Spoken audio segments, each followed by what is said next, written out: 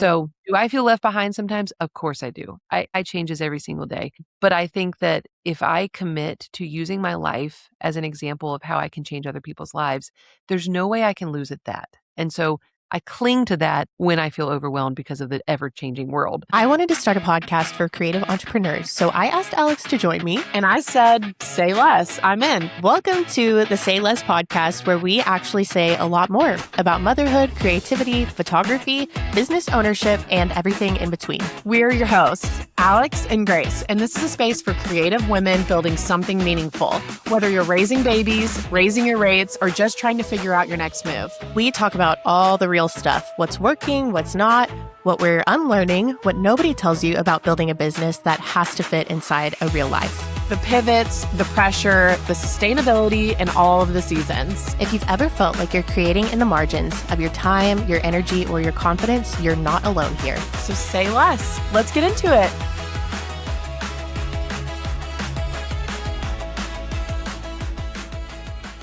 Today's guest is someone who has had an incredible impact on the photography industry and on countless photographers around the world, including me. Katelyn James is a wedding photographer, educator, entrepreneur, podcast host, and the founder of one of the most influential photography education platforms in the industry, as well as a mom of 4.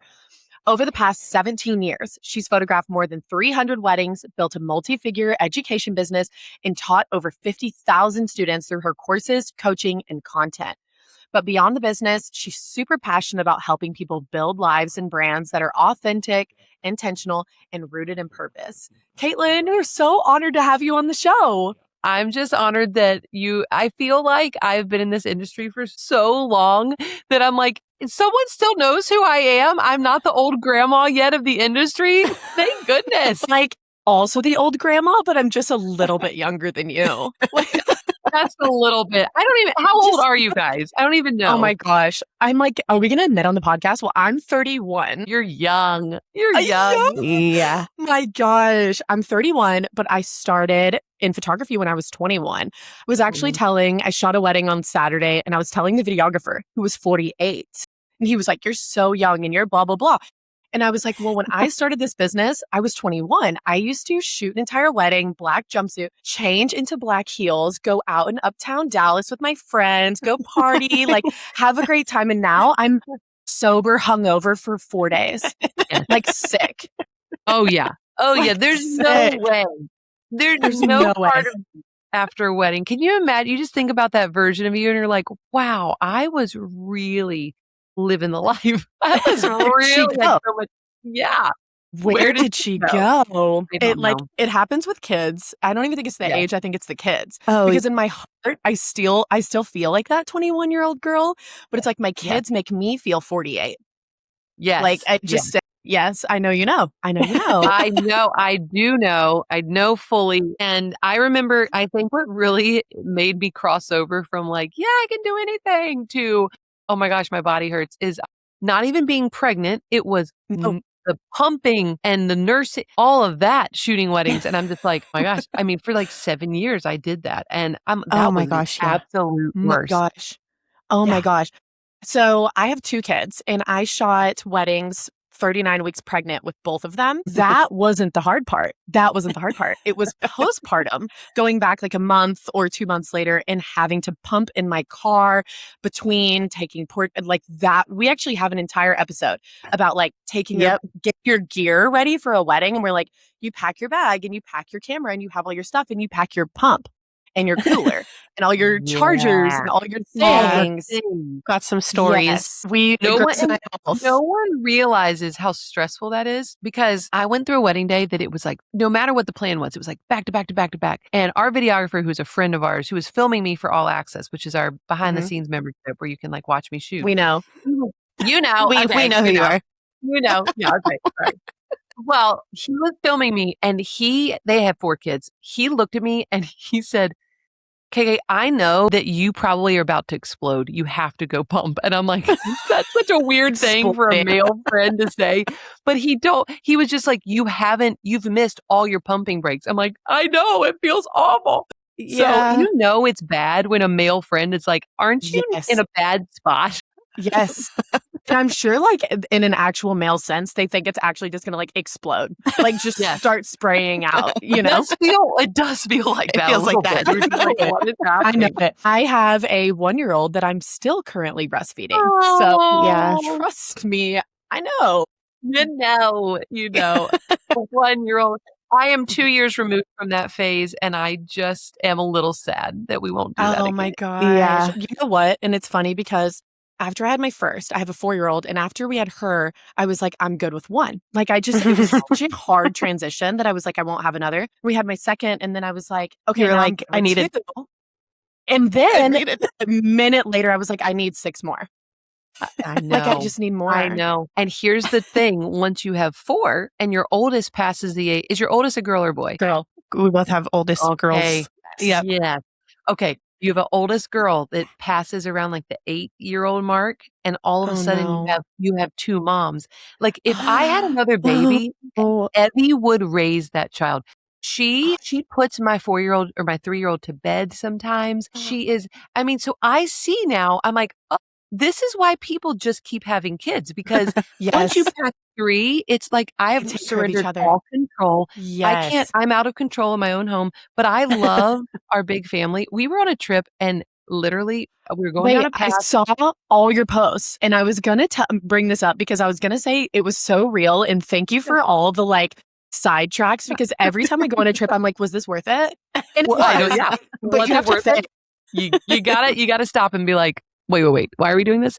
Well, it was totally worth it, but we there was one point where we walked down a path, and I did put this on my stories, where Michael heard this woman say under her breath to her husband, "Did a bus just let out?" And I'm like, "No, it's oh, just our family. It's just all 6 of Me us and my came down the kids. path." But I love it so much, and I am sad. I'm sad that I mean, my body has been through a lot, and I don't Sure. think we could have another one. And also, I'm 38, and I just don't feel like that's in the cards. But I do feel like, wow, once you hit 3 or 4, Mm, it's just yeah, like, what a joy, though. It's the greatest thing I've ever done in my life is to have kids. agree. I could So, not agree more. yeah.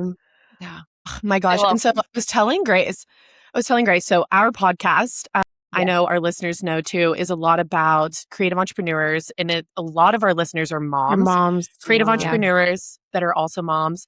We try not to like make this fully about being a mom who's also a business owner. We have a lot of listeners that aren't Mhm. moms. So we were saying like, we just feel like we relate to you so much in how you run your business as a mom. And we were like, but we're not going to focus on the fact that you're not only a mom, you are a hugely Yeah, successful business owner. We love you and look up to you for both things. So no, We that's selfishly want to know like hilarious. all of your secrets. yeah, Anything we you do. can just drop today. No, I would but here's the thing that it's so interesting about that is, I struggle or I used to struggle so much with like, am I choosing these worlds? Like, am I present? Because I have childcare, because I work. I mean, Mhm, we're not just, I have a photography business, but the education business, but then a Yeah. school. mhm, I sometimes think like, am I doing this wrong? Because like, Mhm. what if I look back and I'm like, why did I have childcare? I should have been with them. I don't get that time back, all the things. mhm. But there Oh is no, this I'm crying already. beautiful, I I know. know. But this is what I realized is like, as my daughter has gotten older, she's not 9 now. It is so cool for her to see her mom doing work that's changing the world. And Mm, and that is what I'm learning is like I have opportunities to bring her into it instead of feeling like it's this thing that keeps me from her. And so sure. that has been such a gift because I mean she loves to go to shoots with me. She's on our payroll. That's a whole, tax Love. advantage. I love that. Yes. I mean, I think at a certain age, 12 grand a year can be paid to children to help in family businesses. So, that's a whole nother conversation. But it has been cool for me to realize like, no. There's a different mindset shift about this. Like, I am a working mom, but I'm also a really present mom. And Mm, I Mhm. my brain tells me like, oh, you're working and you hired childcare, someone else is watching your kids. It's my mom, first of all. So they're getting grandma time. But secondly, like I gotta pair that up with like, well, what else is true? What else is true is that I am not only a mom, it is my most important job. How can I Mhm. bring my children into the fact that like I am using a gift of mine to change the world and I want her to do the same thing. So if I want that for my children, then I will proudly and with a good attitude mirror that and create an example for my children when I do the work that I do. So I don't know, I struggle with that a lot. But I also realized Caitlin, if you really never worked a day in your life and you were a full-time mom, I actually don't think I would be the mom that I would want to be. I think I actually do need to Totally. work. Yeah. Right. So I And just can don't I wanna work be and sacrifice. Yes, Yeah. please. yeah, Please. can I be the first to say, because how I wanted to start this too was 10 years ago when I Yes. started this business that was not what I thought was going to be my career, especially, at this age and what we do. I learned my foundation from you, which is why Oh I wanted to have you on the podcast. I was an all access subscriber. I literally oh have my all your god. courses. I still buy your templates. On July 4th, I bought your mobile presets. I literally I have just love you. invested so much in your business because Thank you've you. invested so much in mine. And because of what I've learned from you, Mm. I'm able to stay home with my kids. I Huh. actually am a full-time stay-at-home mom. I spend every single day home with my Mm. children and we do play dates and I'm able to take them to every appointment and do everything that I can with them. Oh, And I that's shoot beautiful. weddings. It's really because of the foundation that I learned Yeah. from you that I'm able to do this. And I never expected to do this. I actually have a double degree in marketing and graphic design. I worked full Wow. time before I met my husband.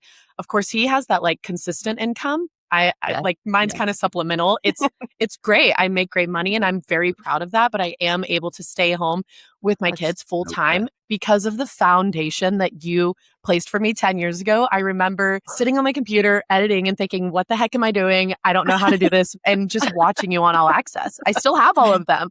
Oh You my god. literally, the business you created the life for me. So I hope that you never question the value of it because it means so Oh, much to me. And I'm so grateful, truly, truly. And you're gonna now make me cry. I know. I'm sorry. I'm you made Grace cry. Now I'm going to make you cry. And now let me break it up with a little bit of a funny story. So Yes, we please do. launched this podcast. Grace and I have worked together for 6 years. So like I said, I've been doing this for 10. Grace and I have her sister in common. I cheered with her sister. And then Grace decided to start a photography business 6 years ago. And she reached out to me to kind of learn from me, which of course I was thinking, me, me, humbling.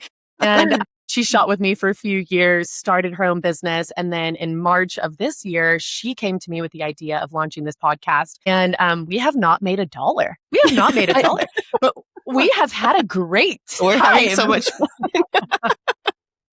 I We're love having it. a great time. I love it. Yeah, I'm going broke, but it's fun. I mean, exactly. I'm we kind of joke that it's our creative outlet and it's our therapy session to spend time together.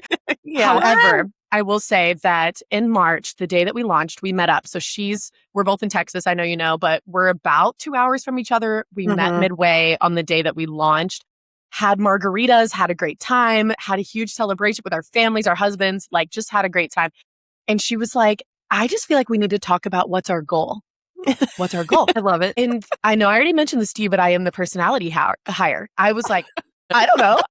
I'm not looking to make money. I didn't even have kind of an idea in my mind of how many listeners, how many downloads, how many followers. It was never about that. I genuinely told Grace, if I get Katelyn James on the podcast, I'm shutting it down. So with that, our listeners, I'm sorry to tell you, this is our final episode. Last Because I episode. peaked. I've peaked. You're Ryan. That is I hilarious. literally I am peaked. so glad. I am so glad that I could give that to you. You can now retire. Thank you. Well, guys, I can this better retire. be a really great conversation if this is the finale of your entire project. No, literally. My Oh my God. gosh, true. I'm We need dying. to say I'm something revolutionary. No, that really was our true conversation. Of course, after that, Grace really is the business mind, and we did set goals of downloads and listeners, and it really is our creative outlet. But that really was our honest conversation in March. I love And it. I'm just so excited to have you here. Okay, so I have a couple things I want to go through because Yes. Yes. otherwise you're going to have to block out 3 hours to chat with me. So I really got to get into everything we have. So a lot of our listeners, I know I mentioned this to you, are creative entrepreneurs kind of in the early stages of their business. Some are photographers, but not all. We have quite a handful of content creators and wedding planners, a lot that are really more in the wedding space specifically, Mhm. but outside of that too. I have a massage therapist that constantly listens and kind of starting her own business. I know. We really have a wide array of listeners, which is really, really so cool. But I'm curious, in the beginning of your business, what do you feel like beginner Katelyn got completely wrong? gosh. We're This like, where do I everything. start? Okay. And this is like hard to, well, it's hard to admit, but it's also hard to, I don't think it's all wrong, but I think looking back, you can be passionate about your business, but to a fault. Like there's a line that you can cross where the things in life that actually truly do matter, you just kind of put it to the back burner because you are building an empire. And I built Sure. an empire. Like I at its Yes, you peak. did. Yes, at its peak. I mean, I just could not believe what was happening from a business perspective. It was just incredible. And I'm so grateful. But I remember my family, like I was probably ending college or right out of college, about to get married. Like I remember my siblings coming home from college and all of them playing games in my parents' kitchen. And I was in the living room editing. I was in the living room building the business. And I look back now and I'm like, that was a sign that it was a little too much. I was obsessed, I look back to the early years of our marriage and like Michael would be nervous to even suggest that we should go away for a weekend because I probably had too much to do. And Caitlin's business was her baby. Like that's why we waited so long to have kids. Like we waited over 6 years to have kids because I was just obsessed with growing this thing. And it wasn't that it was a bad thing. Like I was changing lives and I know that I was making an impact in the world, but I just feel like I took it to a level where I look back and I cringe a little thinking about it. And so I don't know. That is what I got wrong. It's that I could have still been successful and still created the momentum without so much obsession.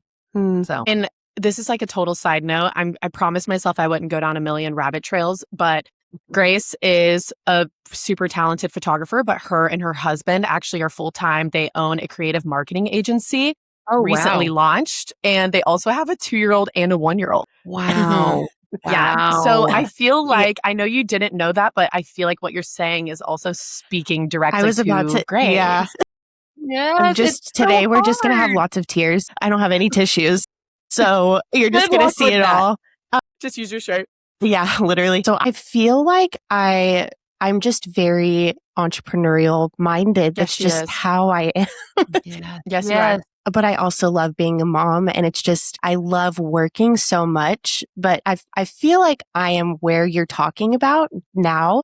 And I feel like I'm living a lot of those cringe moments. And so even like with kids and like a 2-year-old and a 1-year-old in the other room, and I would love to know kind of, I'm sure it was a slow process, but what does it practically look like to kind of pull yourself out of that? Or did kids help you do that? Or what is that? I know every situation is different, but I'm like, I feel like I'm kind of living that, and I can preach having good time management and saying no to all the wrong things and saying yes to the right things. But I am not perfect at walking that out. Just admitting it. I'm just totally exposing myself here, but I would love to know kind of what that looks like practically, and or what it looked like for you.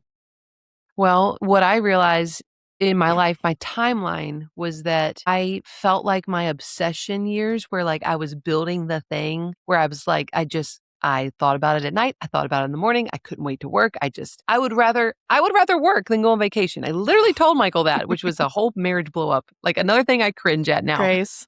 Yeah.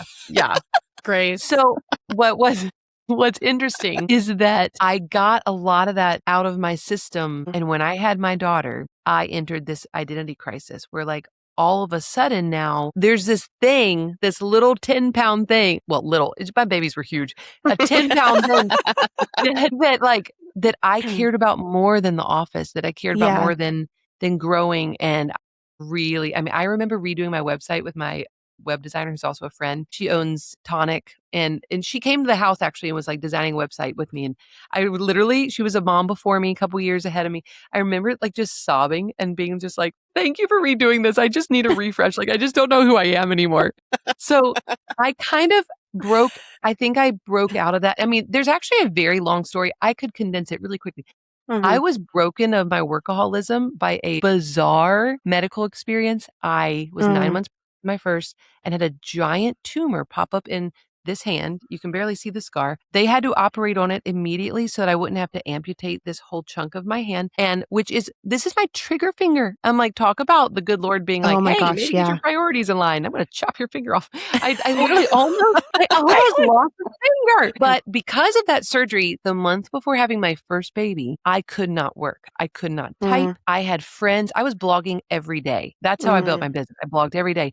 I had my friend Abby Grace literally had people sign up. Like Jasmine Star herself did a guest blog post on the blog for me because Wow. they were just helping me keep going with what I was building, even though I was like, I couldn't work. And that broke me I just realized like I was forced to stop working before her birth. And then when she was born, it's like my heart had been primed for this Mm. shift.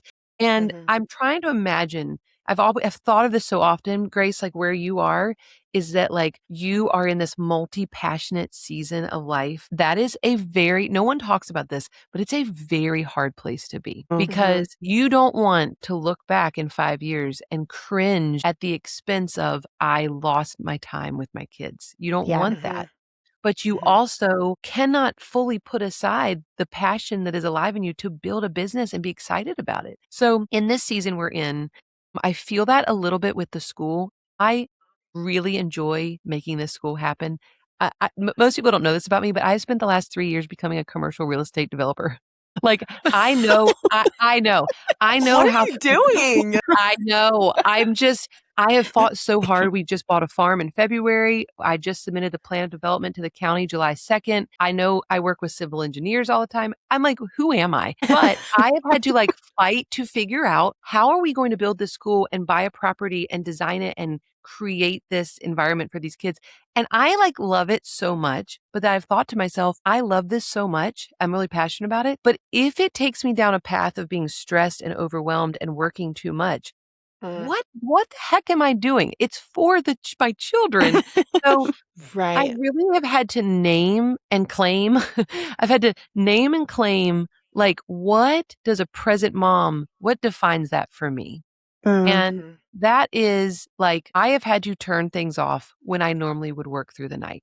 Yeah. I have had to say, if my daughter wants to lay in bed at night and talk to me for 45 minutes. Now, when the kids get older, like that is a thing. Yes.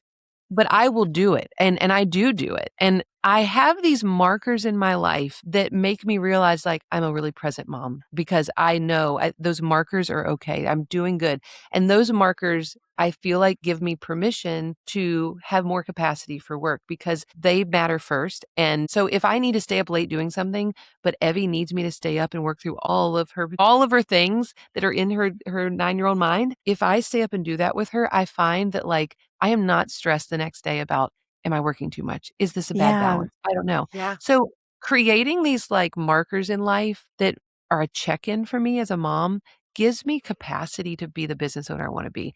And without those, it's a constant guilt game.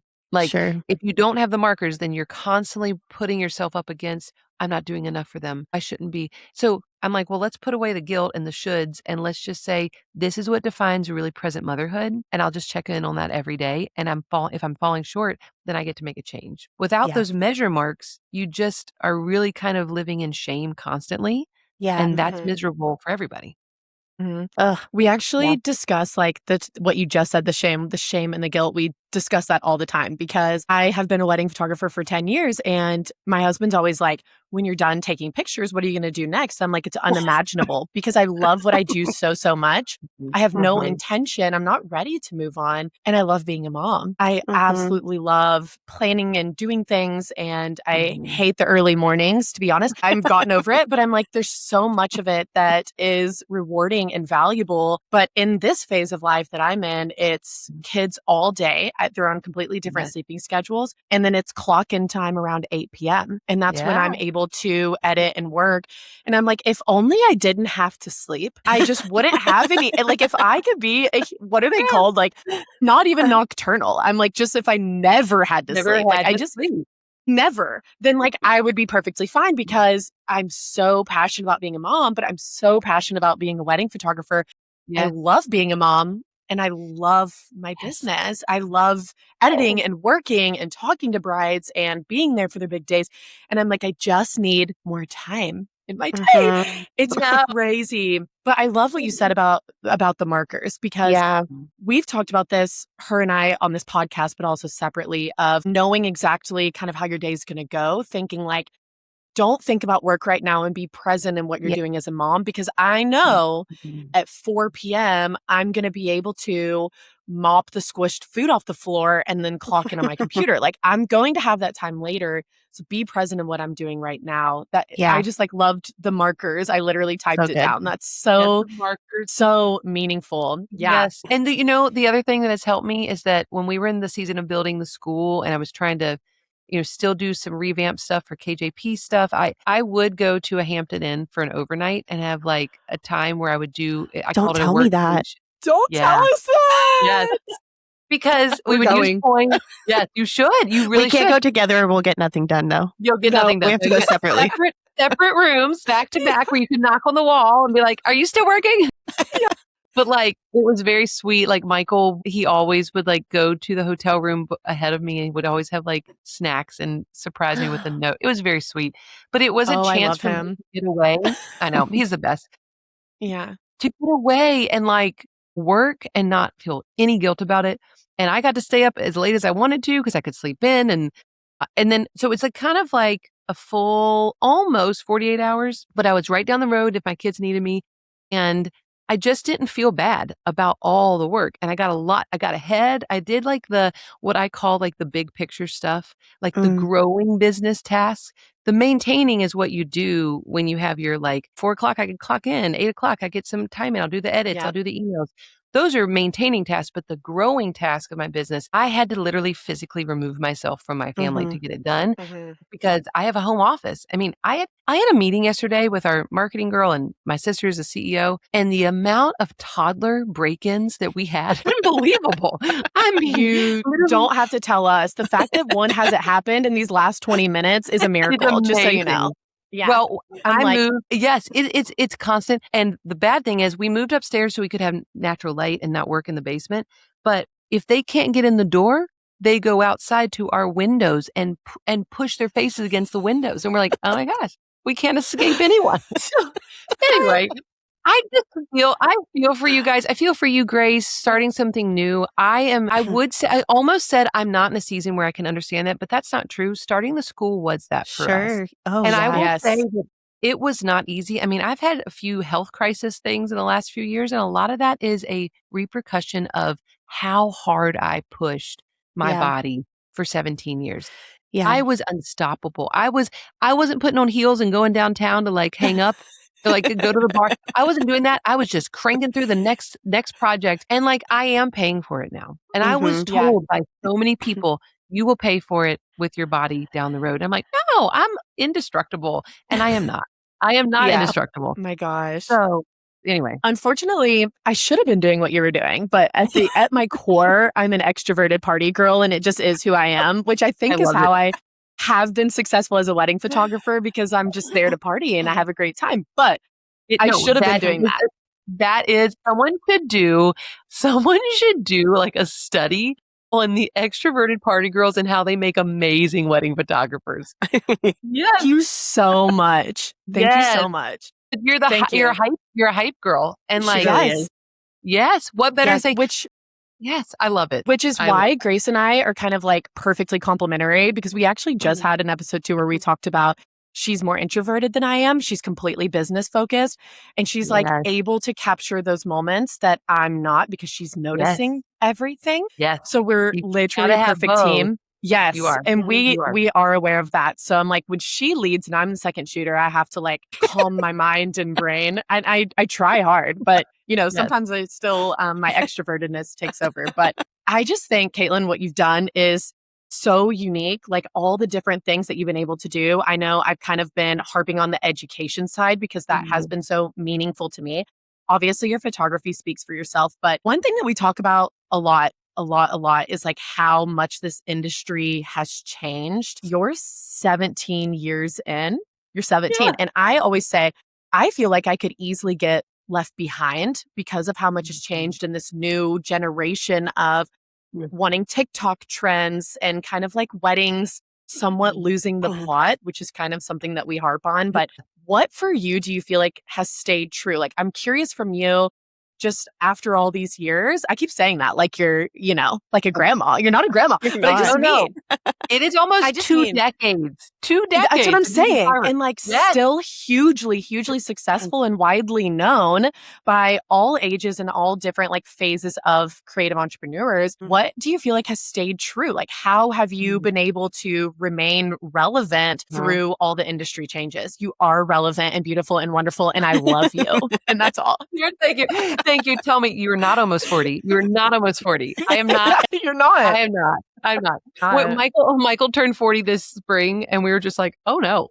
What is happening to us? We're 40 years old." Okay, I will say this. There is nothing, I don't see a future coming towards us where the power of a personal brand will ever be obsolete. If anything, I think the future coming towards us is that, like, as AI rises, the personal brand is even more like, people have to have real, authentic connection to real people. And it's interesting because I think we all know that, like, the perfectly curated life online is not a thing anymore. Like, it is for certain accounts, but like for the majority of people, they want to know that you are a human. If you're going to buy from a brand, you trust them if they're more human. And so I think the personal brand concept that I started with back in 2008, my gosh, 2008, I didn't know how to market. That's all I knew. I just knew how to share my stories, share my life, and bring my, fans and clients along for the ride. That has stood the test of time. It looks different now, but even as I run a school along with my photography business, our school thrives and is thriving compared to all the other Acton academies around the world because of how personal we are in our marketing and in our leadership, in our even our staff development. Like, it is a draw-in. Like, people just feel like they trust us. You want to send your kid to an alternative education program? They love Michael. They love the story. None of that works if you don't let people know you beyond the product or service that you're offering. You have to have something that connects to the humanness. And I know we talk about this all the time. I think where I feel left behind is that I feel like in a lot of ways, to play the game of social media right now, it is hard. I'm sure you know. I'm sure you feel it too. If you really want to grow a big account, you either have to start brand new, fresh, super niche, super specific, and post constantly, or you've got to have a massive team of 10 plus people to create content. Like Diary of CEO, Steve he just posted the other day about how much work it takes to build and maintain their social platform. Unbelievable. It's got to cost them at least $600,000 a year just to maintain. So what about us normal people? Like, what about how are we supposed to get out into the world? And the thing that I find is that have no interest in playing the game, but I do have an interest in using the connections that I can make online to change the world and impact people through sharing my story. I believe that if people would get better at sharing their stories, that stories will change stories, that there will be this ripple effect and business would be easier for us. I think that there's a huge deficit in that world. And I think the world coming towards us needs more people sharing their personal stories. So do I feel left behind sometimes? Of course I do. I changes every single day. But I think that if I commit to using my life as an example of how I can change other people's lives, there's no way I can lose at that. And so I cling to that when I feel overwhelmed because of the ever-changing world. So I don't know if that answered your question or not. But No, So it good. totally did. And you actually like touched exactly on what I was asking about, because it is the social media aspect for us where like Yes. Grace is now in the creative agency space. So it's not like, Yeah. it's not exactly like what, that I'm like dealing with, but I'm like, I'm not a content creator and I like can't keep up with the trends. I don't really scroll on TikTok. Like I'm not able to keep up with like what's Yes. making people popular, but I'm like passionate about what I'm doing and I want to be hired and this is where everyone is. So it's really been a challenge. That aspect of it is I don't want to be left behind. I want to remain relevant. You've done it. That's why I had to ask you that. I'm like, you've done it. I don't feel like I have. But this is what I feel like right now. I feel like I am at a situation in life where like I get so fed up that I'm like, I am just going to post whatever the heck I want. And I'm not going to freak out about the algorithm. And if it sends it to 500 people instead of 50,000, well then so be it. I felt good posting it. And I felt like the world needed it. And so is there strategy? Of course there is. But I think there's a level of disgust with social media that I've just forced me back to I'm only going to post what I feel like the world actually needs. Mm, And Yes. so I feel for everyone who is trying to keep up and feels like they have to. I hear that little person. It's so I'm sweet. sorry about that. I'm like, So and that's sweet. really the reality. That's my That daughter. is, I love it. I feel like there is a level of exhaustion to trying to keep up. Yes. And you also can't give up, you know? mm, Our team right now is, I mean, we have a very deep relationship with Claude. Claude is changing our life. Yeah, Grace loves it I too. yeah, I mean, it is just mind-blowing. I mean, I feel like we're creating employees left and right. And but I sometimes can look. I follow all these accounts about what changes with Claude like every day. And I'm mm, like, wait, I'm behind yeah. because a new feature was announced yesterday. And I gotta remind myself, like, I comparing myself to the rest of the world in the realm of AI or social media growth or whatever, like I can't do that anymore. I used to, but that's when the world was smaller. Like, I Mm, used to dominate in some areas of online marketing, and the world is changing so fast, and I'm realizing I gotta let that comparison go because there's just literally no way to compare anymore. It is a yeah. completely different world. So, that sets me free a little bit internally to be like, "I'm gonna post what I know I care about, what the world needs to hear from me," and a lot of times when it comes from my heart and not from a strategy perspective, those posts actually do well. Yeah. So, Yes. it's a No, challenge, I though. seriously, no, it's exactly what you said because I already told you I bought all your stuff and follow all your stuff, but I loved your vacation posts. I Thank literally like you. stopped on each one and was like, yeah, Yeah, and then the missing the bedtimes and then the ice cream too late after I literally was like, yes. yeah, Anytime yes. we go on a trip, I'm like, everything is just such a cluster. Like, I totally Oh, understand. it's such a cluster. I mean, I found my 4 peeing everywhere, like, just My body gosh. parts everywhere, and I'm just like, "Oh my gosh, Michael, go cover So him up." Grace and I both, we have an older daughter, younger son, both of us. We both have two. You So I'm I like, love it. we're both, those are our babies or our boys. And so we're both, talk about this. I'm like, we're getting ready for the peeing everywhere phase. Oh, yeah, Yeah, everywhere. like just gotta I pee everywhere. It does, and you know what? We were in the pool with my brother came into town, so all the cousins were in the pool, and he's a landscaper, and he was looking around, he's like, "Why are those bushes dead?" And I'm like, "I'll give you one reason." And he's like, "Is that where the boys have been peeing?" I'm like, "Yes, they're killing my Yes. bushes." It's like having a dog. That They're is peeing on my bushes. hilarious. Oh I my know. gosh. Yeah. My gosh. Okay.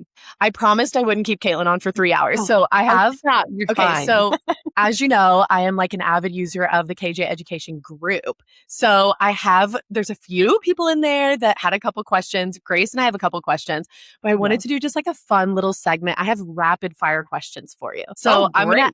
I know. And I'm like, it's one of those where it's like, first thing that pops into your head, I want you to tell me. And I'm just going to go through them really quick. There's only Okay, 6 of them. Are you ready? okay. I'm Okay. ready.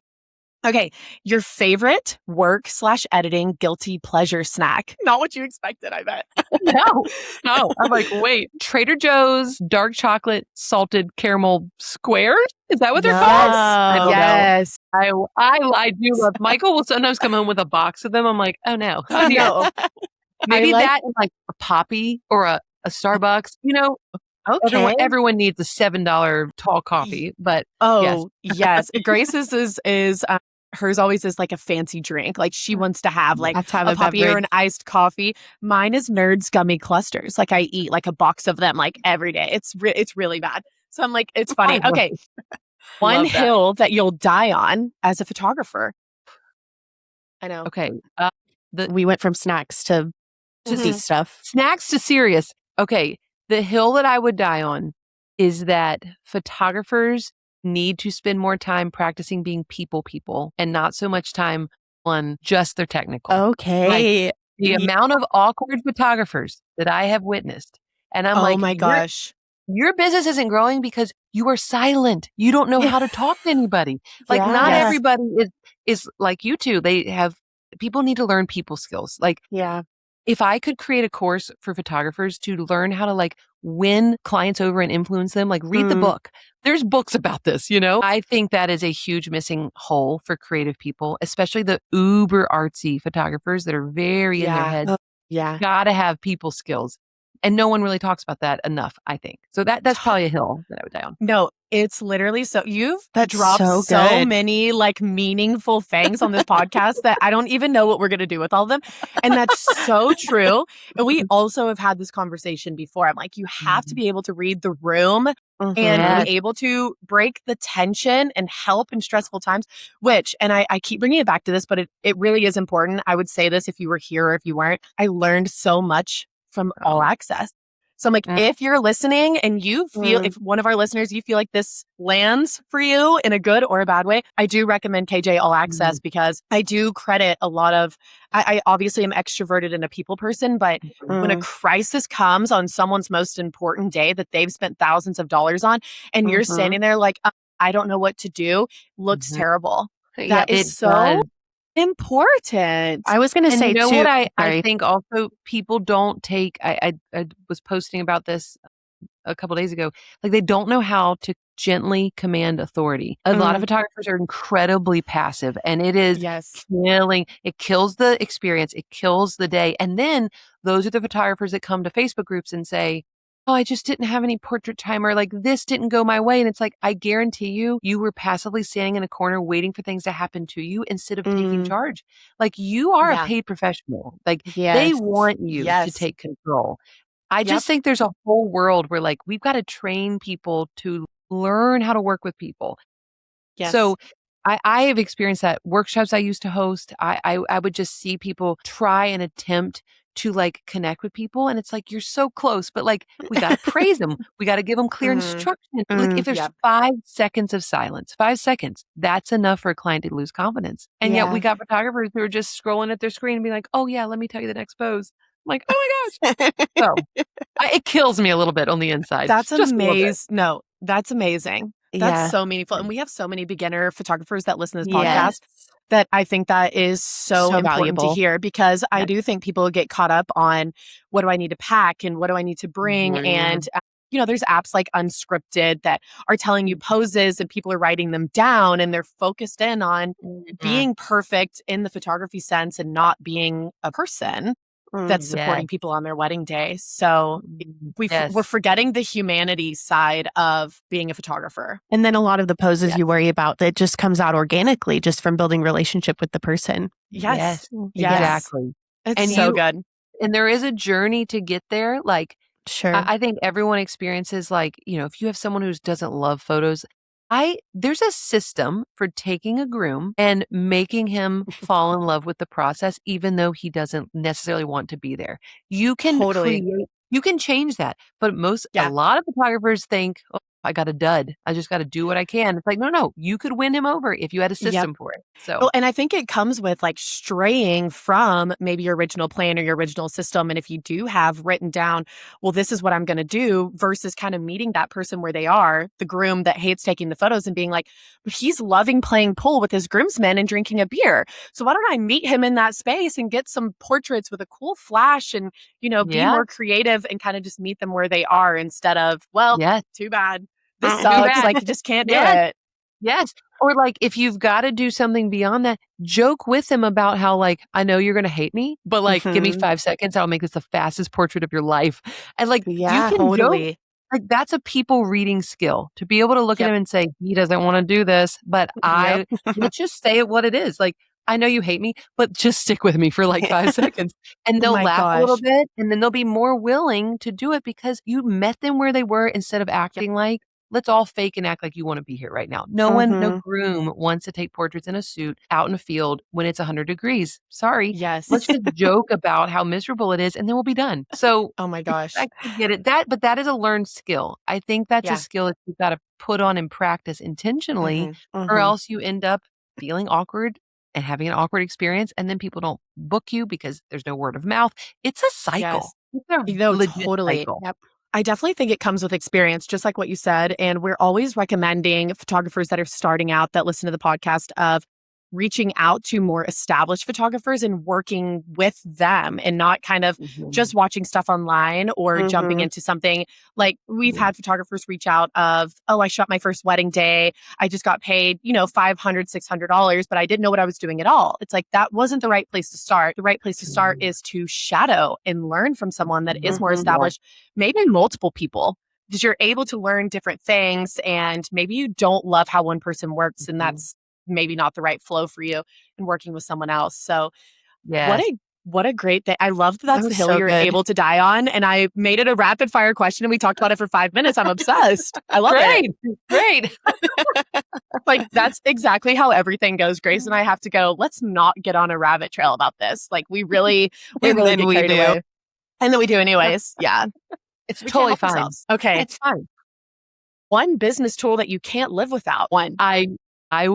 I mean, as of the last 6 months, it's been Claude. And because it is like, I don't like, what am I saying? I don't like for it to represent my voice totally. Right. I don't like that. Yeah. But when it comes to getting rid of the stuff that I don't need to be doing or spending time, I mean, it is mind blowing what it can do. Yeah. So I love figuring out how to organize projects, how to build out skills, what can become an agent, what can run in the background without me, it is, I enjoy figuring that out.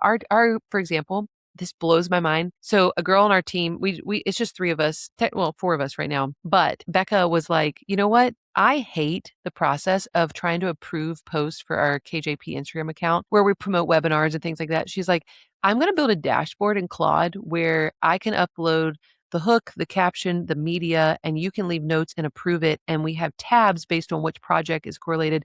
Basically, it's a Instagram content approval and like brainstorming hub. Yeah. Blown away. She created it in one day. And we use that hub every single day. And I'm like, if you wanted to create this a year ago, 2 years ago, maybe, this would have been a $200,000 dev project. Yes. I cannot. So in my mind, I'm like, we've been creating some products for photographers that are AI focused. Good. So I feel like Claude is hands down. It's the new tool that I'm like, wow, we are just on a roll here and I can't live without it. So we buy tokens like it's our job. Yeah. But the payoff is so worth it because that's $200,000 that you didn't have to spend.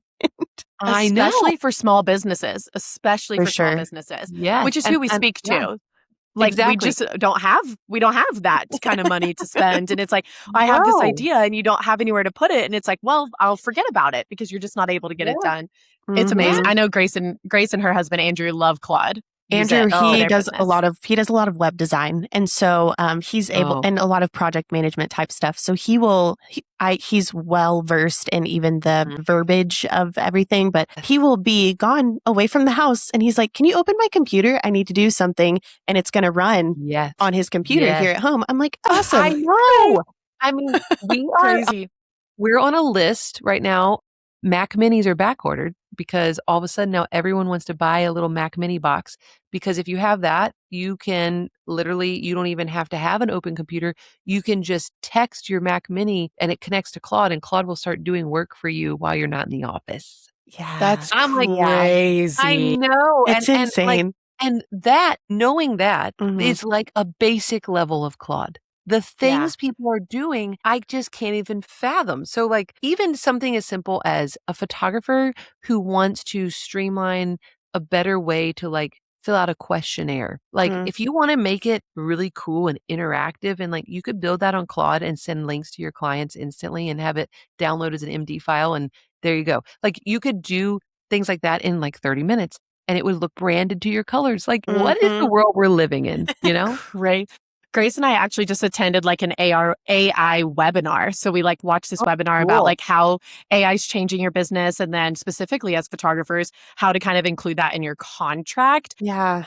Grace definitely utilizes it better than me. And I tend to do things like really old style and pull my own photos and edit my own photos. But I'm trying to be better because I do know that that's the way everything's going. And I know that streamlining certain things in my business and putting those things in AI will bring me more time at home, but it's just so hard. I mean, it's an old dog and new tricks. I mean, I just have been doing the same thing. It's hard. I know.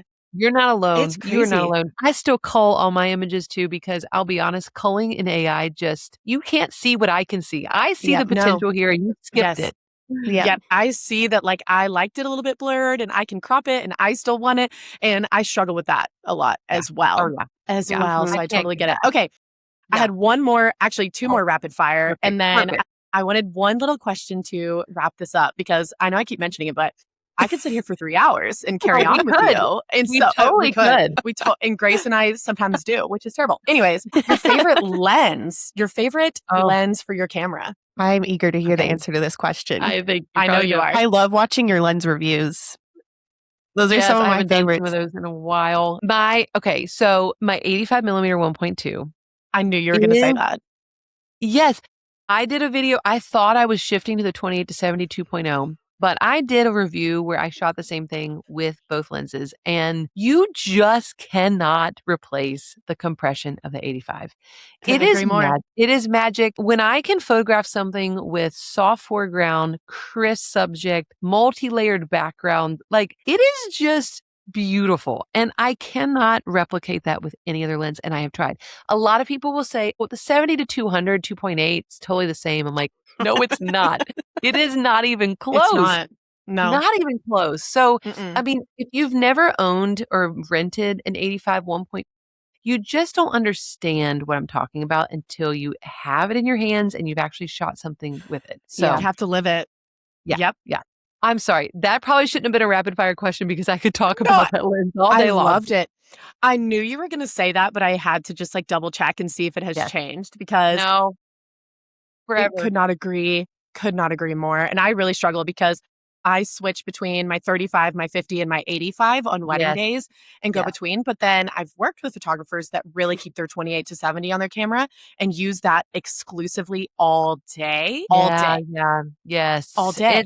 And okay. I've been seeing that kind of being the norm. Here's So what I would needed say. you to bring it home. I've noticed I keep the 28 to 70 on. I don't even take a 35 anymore or a 50 anymore. But this is what I do miss. When you shoot with straight primes, you are way more intentional in the way you shoot. When you have zoom capabilities, it's a little more reckless.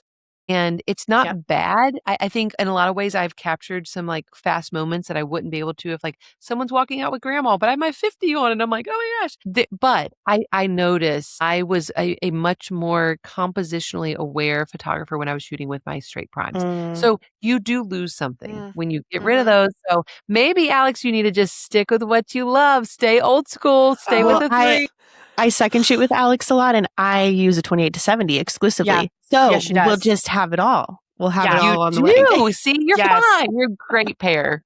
That's what I'm saying. We complement each other perfectly. Oh my do. gosh, I love it. Okay.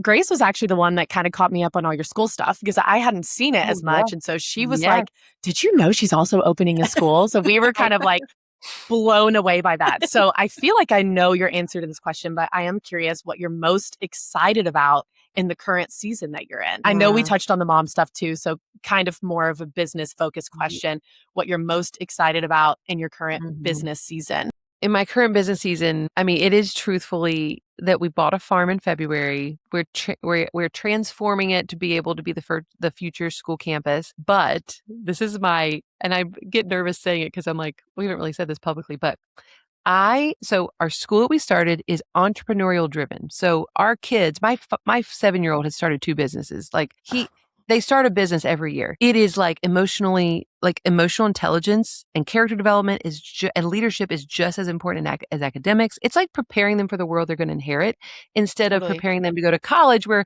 I don't even know if college is going to exist in 10 years. Who knows? Yeah. So anyway, I am taking our current campus that we own and I want to create an environment, a retail-based environment where our older learners at the school, like our middle school, high school ages, even some of our like 9 to 12-year-olds, they would be able to come and get real entrepreneurial experience by running and operating a general store, like a boutique style general store.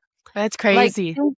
Think custom merchandise, like based in like small town living. Like they're going to design sweatshirts, hoodies, scoop ice cream, put displays together. Anyway, so I might be opening a general store in like 2027, 2028. And I'm real pumped about it because I'm going real analog, you guys. Real I'm coming. analog. I love. I'm coming. You I'm should. I was You like, I'm really moving, should. moving to my, yeah. Yes. I'm So coming. I'm planning a it'll be vacation. yes.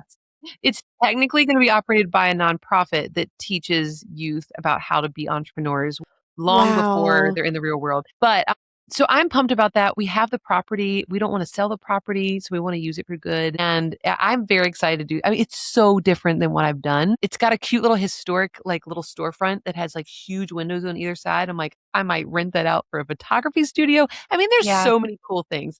So I'm excited about that I'm because obsessed. I never let myself dream beyond digital stuff. So yeah, I that is love what I'm that. pumped about. Oh my gosh, Really. Grace, do you Wow. feel like you're like looking into a crystal ball of your I'm, future or no? yes. And I love it. I knew it. I knew it. When she was talking about like the entrepreneurial skills for kids, I was like, this is Grace and Andrew. Literally. Yes. My Yeah. my husband Amazing. works he's a rocket space engineer. So Oh he my like gosh. is he's like completely opposite. He's like not super I mean, he's just brilliant. He's just brilliant. Yes. But he Yes. just Yes. like isn't super creative. And so I'm living vicariously through you two Through entrepreneurial girls. Yes. yes. With like creative goals in business. I know, Grace, you're like exploding. Well, I taught music for 8 years at a Oh. small private studio where I live, and I just Yes. recently stopped doing that. But you saying like I've been wanting to teach again, like in person, like you're talking about going full analog. I'm like Yes. itching to teach something again, and Yeah. so this is just like so sweet and lights my fire a little bit. I'm Just so glad. stokes it. Yes, That's like and it really feels like I've had to let myself have permission to like whatever I am building next is not going to be a seven-figure empire. Like it's Yeah. not going to be what I built in the past, but it's got to be what I'm magnetically drawn to. Like that Mhm. is if there's anything I've learned in the last 5 years is like I've got to be magnetically attached to something, and that's what makes it grow easily. So Mhm. I've been pitching, like I got board members. I am literally launching a nonprofit and like people are so eager to be a part of this. I'm like, oh my gosh, this is so easy. I'm like, well, that's what it feels like to build a business where you are on fire for it and aligned with it. So super pumped. You totally should. It's good to go back to, I'm helping a real person in real life right in front of me. Mhm. That is helpful. So That's really been like kind of the basis of our podcast too. Like we really Mhm. are screaming about community and not Yeah. online community, but Yes. not sitting at an online table, but sitting at a physical Mhm. table and like really connecting person to person is Mhm. something Yeah. that is very, very important to us. Not only as creative entrepreneurs, but moms. I mean, we Yes. harp on it. Yeah. Okay. My God. Final thought. I want to hear a final thought from you. I know I've mentioned this to you, but what piece of advice do you have for our listeners? I know I've kind of told you mostly I'd say 99% creative entrepreneurs. I would say a huge portion of that, Mhm. early business owners. So in the beginning Okay. stages, and then a Mhm. huge portion of that also moms. So Yes. piece of advice or a piece of encouragement that you want to leave with our listeners. And then I can wrap it up by just reminding you how much I love you. You're so funny. I could do this every day. Anytime I need to pick me up, I'm like, guys, want to do another episode? Literally call me. I'm sending you my phone number. Call me. Okay, great. I love it. Okay. Word of advice for a newer, like creative entrepreneur, maybe with kids. And Yeah. I would say find the line between I'm doing this because I feel like I have. If you start doing things because you have to, like, sure, I got to make sure bookkeeping works. I have to do that with a business. Like, there's some have to things you can avoid. You just got to suck it up and do it. But there are some parts of being a business owner where you get into a certain stage of motherhood or a certain stage of business where things do need to change. And things need to pivot, or maybe it's a newer photographer or a newer business owner that needs to outsource something and you really could afford to do it, but you're not sure. There's some stretching decisions that you got to do. You got to take the leap in order to survive and to thrive, truthfully. I think my fear for young, newer entrepreneurs is that they do not figure out how to scale and get help fast enough. They don't figure out when they're burning out until it's too late. And so I just feel like if you can start in a healthy way and grow in a healthy way, your chance of success just skyrockets. So I think paying attention to when you're falling into unhealthy patterns, not sitting there and thinking, well, this is just the way it is. Like you actually can get stuck in a victim loop where you tell yourself like, oh, I'll always have to edit like this. It's like, But what else is possible? Because victimhood kills businesses more than anything else. So I think Totally. that would be my word of encouragement to a new business owner is that, yeah, it's hard. Everything's hard. Like hard is good, but there's also a level of like, don't get stuck with what you don't know you don't know. Like be open to figuring out, like maybe you can outsource. Maybe you can hire part-time. Maybe you can find an intern. Maybe Claude can take 50% of your office work away. There's so much available to you if you get outside of the victim mindset. So that's my 2 cents. So what you're saying is shoot a 12-hour wedding day, put your heels on and go to a party? That's Is that what I'm yes, hearing? yes, Alex, exactly. You just put it in different words. Okay. I'm just letting you know how I interpreted exactly what you said. I love it. You have got to be an Enneagram 7. 7. Absolutely. I'm a 7 wing 8. Yes, 7 wing 8. I am also married to a 7, so I can spot them I from a love mile it. away. Yes. I'm married to a straight up 2.